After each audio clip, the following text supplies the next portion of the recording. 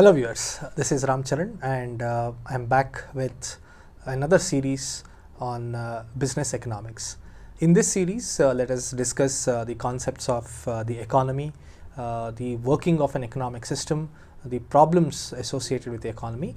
Along with that, we will also discuss demand and other related concepts of demand. In this first video, let us try to define what is an economy, and after that let's understand the problems of an economy, and let's understand the different types of economic systems that are existing in the world. To begin with, what is an economy? One of the beautiful definitions that we have for an economy is a mechanism where the scarce resources are prioritized for the production of goods and services. So what does an economy do? An economy understands the needs and wants of the people, and these needs and wants are met by the goods and services which are produced by utilizing the scarce resources. This is an economy for us. Now, this economy is not free from problems. These problems are generally called the central problems of an economy. The central problems of an economy are what to produce. Now, we know resources are scarce. We also know the needs and wants of the people living in an economy is unlimited. So, in this kind of a situation, the first question that is to be answered is what to produce. Second one is how to produce. Now, what should we do? Should we use technology? Should we use the labor? And the third problem of the central problems is for whom to produce. Once the goods and services are produced, who actually consumes it?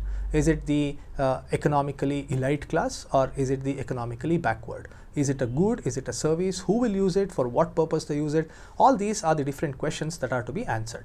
So for us, the central problems of an economy are what to produce, how to produce, and for whom to produce. For these three questions, there are three answers. The three answers are, first one is the centrally planned economy. It is also called the socialistic economy. The second type of economy is called the capitalistic economy. It is also called the market economy. And the last one is the mixed economic structure. Now, first let us look at the socialistic economy. Now, if we take the example of your socialistic economy, it becomes very easy for us to understand the nature of this economic system. The examples for socialistic economy includes China, Vietnam, Cuba, the erstwhile USSR, and other countries from South America, South Africa. There are a lot of countries which are socialistic economic structure systems in nature. Now, what is the nature here? The nature here is the businesses and the resources are all owned by the government. The rules, regulations are laid down by the government, and this system plans to create a society which is classless. And the benefits here are, it promises social justice, it promises equal earning opportunities, and it also ensures that the resources of the country is available, it is well distributed amongst the population. Now, what are the demerits of this? The demerits of socialistic economic structure is that there is no incentive for the innovative work that is done. So basically, it is all governed by the government, and the private players will not have any role to play in the economic system. So this is socialistic economic structure for us. Now, this next one is the capitalistic economic system. Now, how does this work? Here, the resources are owned by the private players. The government doesn't interfere in the business, or it doesn't participate in the business.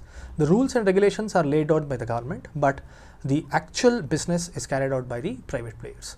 Here, competition rules everything, and the entire economic structure is dependent on the market mechanism of demand and supply. The advantages of this system is there is a lot of importance given for research, development, innovation, and we see that there is a lot of new products and services which are developed, and every player in the economic structure wants to be ahead of his competitors by doing something very different. Now, what are the disadvantages of this system? The major drawback is money is required to make money. This is something which is very evident in a capital economic structure. The rich keep on becoming the rich, and the poor may be left behind. There is a sort of profit motive that rules the entire economic system, and this might prove very costly for the socially and economically backward classes. This is the disadvantage of capitalistic economic structure. The last one is the mixed economic structure or the mixed economic system. Now, one of the definitions for mixed economic system goes like this. It says that it is a golden mixture of the capitalistic economic system and the socialistic economic system. So what happens here is good things from the capitalistic economic system is taken along with the good things of the socialistic economic system. So how does it work? Areas where the private players do not want to participate, in such areas the government steps in and it takes up the role of providing the necessary goods and services to the people. And those areas where private players feel comfortable and they feel that investing is worth, they participate there. So what happens here? Service to the society is taken care by the government and the other businesses are taken care by the private players. So this is the system where the private and the government players coexist together. Example for this system would be India, Pakistan, Bangladesh. All these countries are mixed economic systems. Thank you so much.